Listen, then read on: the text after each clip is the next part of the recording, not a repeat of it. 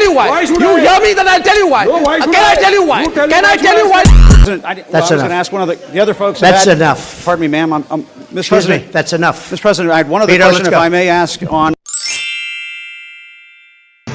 विराट के सीने की चौड़ाई 42 इंच है तो सलमान खान के सीने की चौड़ाई 46 इंच है, जबकि मोदी का सीना 56 इंच है।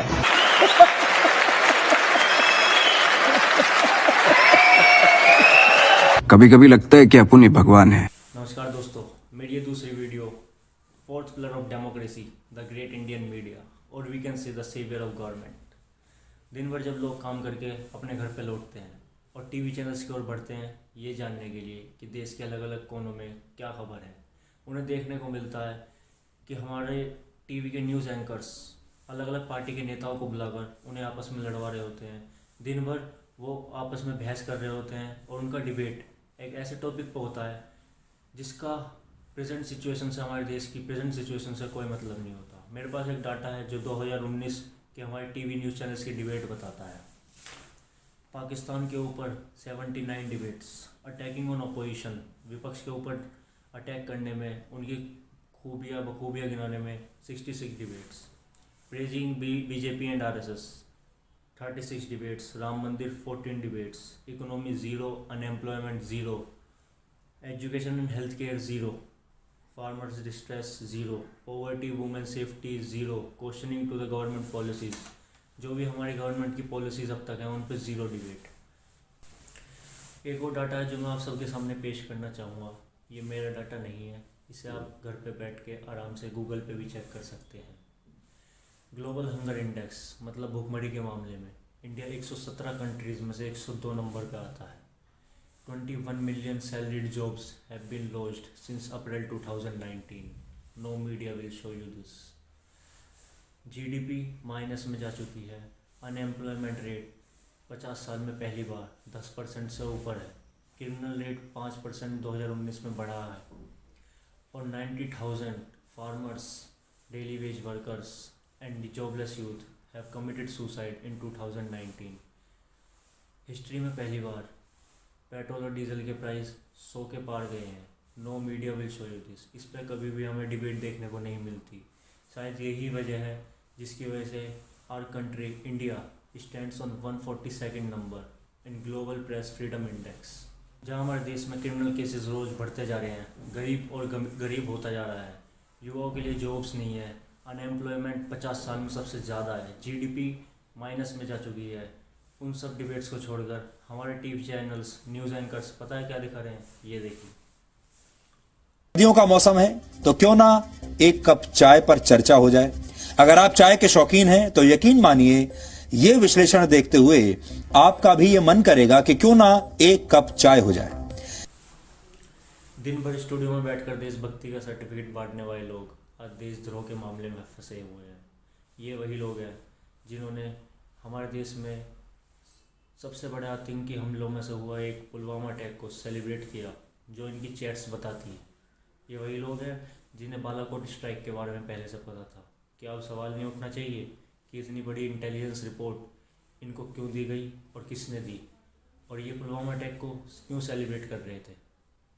एक पत्रकार का काम होता है कि वे अपने देश के लोगों तक सच्चाई पहुंचाए और उन्हें जगाए अपने देश में हो रहे अन्याय के खिलाफ। लेकिन यहाँ लोगों को सच्चाई के बारे में जानने ही नहीं दिया जा रहा है, क्योंकि लोग जानेंगे तो समझेंगे और समझेंगे तो सवाल ज़रूर पूछेंगे। और ये सरकार नहीं चाहती कि कोई भी लोग उनसे सवाल पूछे, और जो सवाल पूछेगा वो देशद्रोही बोल दिया जाएगा।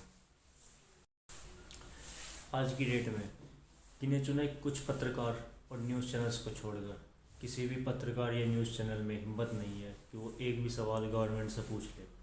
वह हर सवाल का जवाब अपोजिशन से चाहती है। वो डरती है सवाल पूछने से, ये वो बिक चुकी है, ये आने वाला समय बताएगा। अब जब भी मीडिया खोल के देखते हैं तो या तो मीडिया कभी किसी धर्म को बदनाम करने में लगी होती है, या पाकिस्तान पे बहस कर रही होती है, कभी किसी पे कभी किसी पे। जो असल मुद्दे हैं जिन पे बहस होनी चाहिए, जिन पे बात होनी चाहिए, उन मुद्दों से भटकाकर वो किसी न किसी मुद्दे में उलझाए रखती है जनता को। वो नहीं चाहती कि लोगों तक सच्चाई पहुँचे। और जो लोग उन पे अंधविश्वास करते हैं उनसे मैं एक बात कहना चाहूँगा, उन्हें एक बार सोचना चाहिए कि वाकई में ये मुद्दे उनके और हमारे देश के लिए सही हैं और आने वाले टाइम में वो हमारे देश को विश्व में आगे ले जा पाएंगे या नहीं। देश के बहुत लोग जान चुके हैं कि इस मीडिया का काम क्या रह गया है।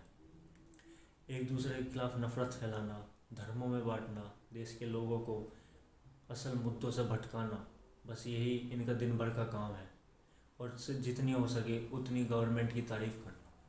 कुछ पत्रकार और न्यूज़ चैनल्स ऐसे भी हैं जो निडर और हिम्मत दिखाकर गवर्नमेंट से क्वेश्चन पूछते हैं और उन मुद्दों पे बात करते हैं जिन मुद्दों पे असल में बात होनी चाहिए। एक पत्रकार ने कहा है, वह देश कभी आज़ाद नहीं हो सकता जिस देश का मीडिया गुलाम बनकर बैठा हो। वाकई में इस वक्त हमारे देश का मीडिया गुलाम बनकर बैठा है। वह नहीं चाहता कि देश के लोगों तक सच्चाई पहुँचे और उन्हें दिन भर असल मुद्दों से भटकाए रखता है, एक दूसरे के बीच नफरत फैलाता है। इसीलिए लोग मीडिया से ज़्यादा सोशल मीडिया पे विश्वास करने लगे हैं। लेकिन जब लोग कोशिश करते हैं कि सोशल मीडिया के थ्रू लोगों तक सच्चाई पहुँचे, उस एरिया में नेट सर्विस बंद हो जाती है ताकि लोगों को सच्चाई पहुँचे ही नहीं। जो लोग अब भी इस मीडिया की दिखाई हुई खबर पे अंधविश्वास करते हैं और घर पे बैठ के दिन भर इनकी बातें सुनते हैं, उनसे मैं कहना चाहूँगा कि प्लीज़ घर से बाहर निकल के पूरी जानकारी लेके तभी किसी खबर को सच मानें, क्योंकि now the media is the puppet of government, it works on the toes of the government. वह वही दिखाता है जो गवर्नमेंट चाहती है और जो गवर्नमेंट के लिए फ़ायदेमंद हो। उसमें हिम्मत नहीं है कि वो सरकार से सवाल पूछे या सरकार के खिलाफ कुछ भी चीज़ दिखाए। एक आखिरी बात, please don't blindly trust this media, क्योंकि एक वक्त ऐसा आएगा कि क्या पता आपके साथ कुछ गलत हो और आप आवाज़ उठाने की कोशिश करें, लेकिन आपकी आवाज़ को भी दबा दिया जाएगा। कोई मीडिया उसे नहीं दिखाएगा क्योंकि वो गवर्नमेंट के अगेंस्ट होगी, चाहे कोई भी गवर्नमेंट हो। तो please be aware of the things happening around you and try to see the reality. Jai Hind.